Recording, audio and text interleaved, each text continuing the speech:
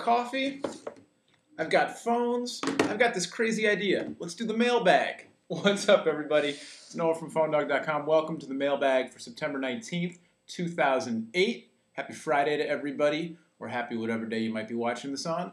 We're going to dip into the mailbag, try to answer some of your questions. And then, you know what? We're also going to add this week, with the mailbag every week, we're going to do a top 5. So at the end, we're going to do my top 5 phones for this week. All right, let's get started. Layla asks, here's the thing. I lost my phone 3 months ago. I tried those Virgin Mobile phones, but they really didn't help me because I text a lot. That was all caps, a lot. You like that? A lot. What phone would you recommend to me if I wanted a good smartphone, but a great camera and overall hardware and software from T-Mobile? So I think Layla wants to know a good phone for texting and just kind of an overall good phone with a great camera from T-Mobile. Layla, I recommend that you wait until Tuesday to check out the HTC Dream, the new Android phone that's going to be unveiled on Tuesday. We've seen a bunch of spy shots. I'm probably wrong, but I'm still kind of hoping that that's not the actual phone, that they've actually got something else up their sleeves that's a little snazzier looking, and this is just kind of a decoy. Either way, I'm kind of excited. $199 on contract. It's Google powered. T-Mobile's going to be rolling out their 3G services in 21 more markets in the U.S. to go with it in October. So it'll be launched next Tuesday, the 23rd. It should be available in October. We will have coverage. I'll be covering the webcast. I think Doug's going to be able to make it to the live event in New York City, so hopefully we'll have hands-on video with the phone on PhoneDog.com just as soon as we can. So Layla, I'd say just hang on, see what comes out on Tuesday. Aside from that, on T-Mobile, good texting phone with a good camera. You're looking at the Sidekick, either the LX or the 2008 or the Tony Hawk Special Edition, or the Wing, or the Shadow, if you don't mind the smaller keypad, or the BlackBerry Curve. Actually, the BlackBerry Curve is probably the best of the lot if you don't mind having the full smartphone size and functionality. So BlackBerry Curve, or better yet, just hang on in about less than a week, see what the Android phone brings us. All right, what's your name there, Mr. LCB? Something like that. It's an I, MRICB. I don't know. We'll call him Mr. L. Mr. L wants to know, hey, is the Omnia coming to Sprint or a U.S. carrier? And my man B Chill says, what do you think of the Omnia, Samsung Omnia, as far as the options go when compared to the HTC Touch?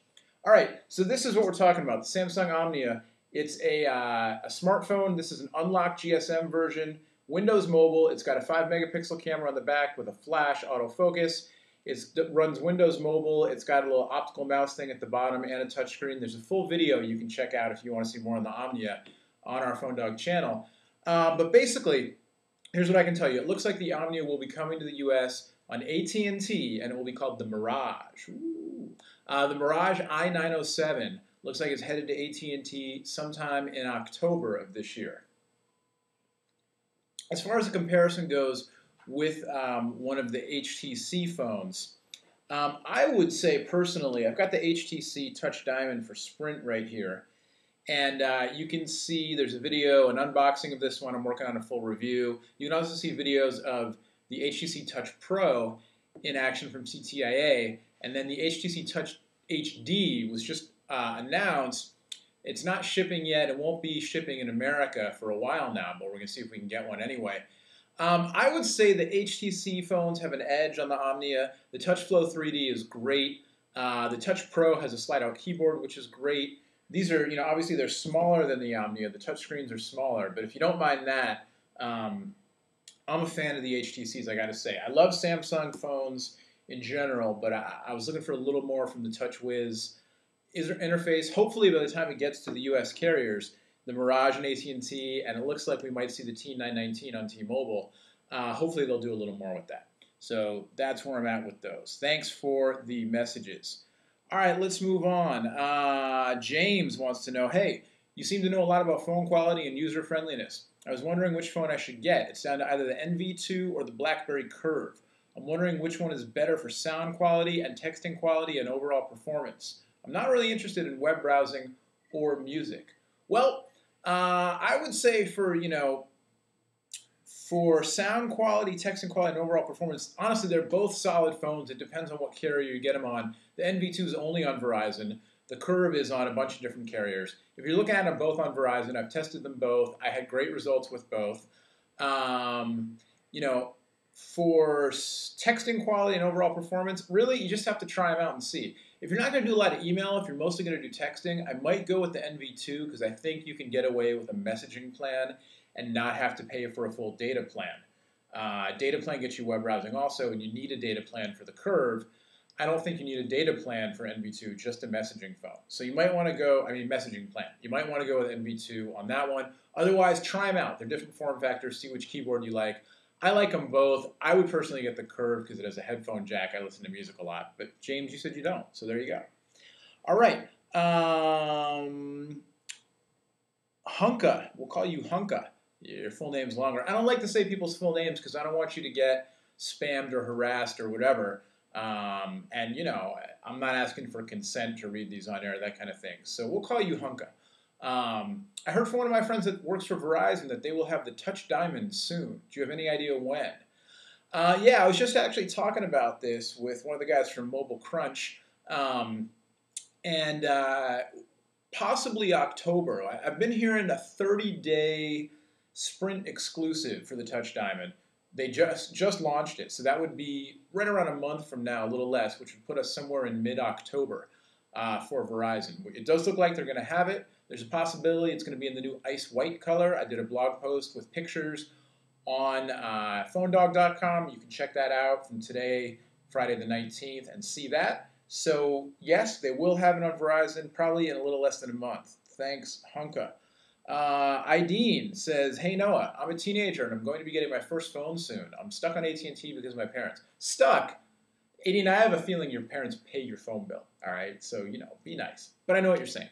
Anyway, I was wondering if you had any suggestions for a decent phone that isn't too expensive. It doesn't need 3G or anything. All I will use it for is texting, calling, and maybe music. Yeah, absolutely. Check out the Sony Ericsson W580i. Let's get on to it. Let's do our top 5 phones for right now, Friday, September 19th, 2008. Bear in mind, CTIA was last week, so this is post-CTIA, but pre the big Google Android launch. Again, Tuesday, the 23rd, 10:30 a.m. Eastern is when it starts. I'll be covering it I'll be watching the webcast and covering it from here in California. Hopefully Doug will be in Manhattan at the launch event and bringing us some, live video and stuff when it's over. So the Android phone may well play into the next top 5 I do. But for now,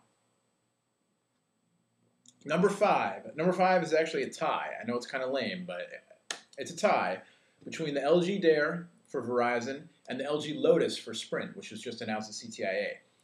The Dare is my favorite Verizon phone right now. Even though the Voyager kind of does more and it has the full QWERTY and all that, I love how the form factor of Dare. It's nice and compact. It's got a real headphone jack, so you can plug your normal headphones into it. It's got the 3-megapixel camera with the flash and autofocus. And my only complaint is when you're doing text messaging with the screen in, holding it horizontally, the QWERTY board's kind of cramped, but you can do T9 this way on it as well. I think it's a great phone. The Lotus we saw at CTIA last week. I need to play with it more to see, but it looks like it's really got it all for a non-smartphone. It's got a camera, I think 2-megapixel. It's got a QWERTY board. It's got an HTML browser. It does Sprint Music. It does Sprint TV. You got a big internal screen, a nice external screen. It's a flip phone. It's got that unique form factor. I'm psyched to play with it a little bit more. So number 5 is a tie, LG Dare on Verizon and LG Lotus on Sprint. Number 4 is the Nokia E71. We got to see the new Nokia phones at CTIA. We'll have a video up on those soon, and a lot of cool stuff. But for me, the E71 is the best of them all because it's got a QWERTY board, it's sleek, it's made from metal, it's really solid, it's got a good screen, it's got a 3-megapixel camera with a flash, it's got Wi-Fi, it's got GPS, it does HSDPA, it does it all, and it has a QWERTY board. And for me, the QWERTY board's a little more exciting than, and also it's slim. And that's a little more exciting for me than like the N96, which is a great device, but it's a little bigger, a little thicker, no QWERTY board. So that's number 4, the Nokia E71, which is an unlocked phone, not on a US carrier. Number 3, I'm going to go with the HTC Touch Pro. There's a video we did at CTA. You can see it. It's basically the Touch Diamond, but with a slide-down QWERTY board. And it kind of addresses, my thing with the Touch Diamond. I think it's a great device. The touch flow interface, as you can see, is, it's really nice. It works really well. But my thing with it is that the screen is small enough that when I try to write a message, I want to use my fingertips for everything that I do, and it's a little small for that. So, if I'm trying to type on this, it's a little too small. It comes with a stylus, and that's how you want to use it. Whoops. But, I want to use my fingertips. The Touch Pro alleviates all that with a slide-out QWERTY keypad. And I think it's the best Windows mobile device that I've seen on the market right now, at least for my needs. If it had a headphone jack built in, I'd be all over it. So that's number 3, HTC Touch Pro. It'll be coming to Sprint. It'll be coming to AT&T as the Fuse. Maybe coming to Verizon Wireless as well. Number 2 right now is the BlackBerry Bold, the BlackBerry 9000. This one is not actually, well, it's not out in the US anyway, hopefully soon, although I'm hearing about delays because AT&T is having network problems. The Bold is it's pretty sweet. It's slimmer and sleeker than the Curve. It's got a beautiful, beautiful screen. You have to see it in person, but it's gorgeous. It's got a camera with a flash, it's got Wi-Fi, it's got 3G, it's got a headphone jack, it's got an improved web browser, an improved user interface, a little snazzier looking, really solid phone. I've never owned a BlackBerry, but the Bold could be the one to push me over the top. We'll see. My number 1 phone is still the good old Apple iPhone. I still use the first generation unlocked running on T-Mobile. It's got the metal back and everything. For my personal needs, this is the phone I use, so it's got to be number 1 on my list, right? There are things it doesn't do. There are things that frustrate me. Most notably, I wish you could have a texting keyboard holding it horizontally, but you don't. That might be the thing that drives me away because it's not the typing on it isn't bad, but it could be a little better. But it really, the touchscreen's amazing, the web browser's amazing, the iPod's amazing. And, it's still, for me, the number 1 phone out there right now. So there you go. All right, that being said, the 3G is having a lot of problems on AT&T with the network and stuff. So, who knows. All right, there you go. We're just about done. We're talking about T-Mobile and about the launch of their 3G network nationwide coming soon. And we've got the first ever official 3G phone for T-Mobile. It's the Sony TM506. You get a little bonus mini unboxing here. Here it is. We got the black and green one. So we'll be doing a full review on this very soon. Full review on the Sprint Touch Diamond coming soon. And one last thing before I go. We got a podcast. It's called Noah's Bark. Get it? Because it's like Noah's Ark and Phone Dog, Dog's Bark. So Noah's Bark. Clever? I didn't think of it, but I think it's clever. It's on iTunes. You can subscribe to it for free. It's on the Phone Dog site. It's on Podomatic. It's on Mevio. I don't know where else. But we've done 2 episodes so far. I'm lining up some guests for some future shows, so check it out. As always, let us know what you think. infodog@phonedog.com. And we're still giving away phones on the website, so check that out too, www.phonedog.com. All right, till next time, thanks for all the questions. Keep them coming. I'll answer all that I can, either on the mailbag or just directly to you.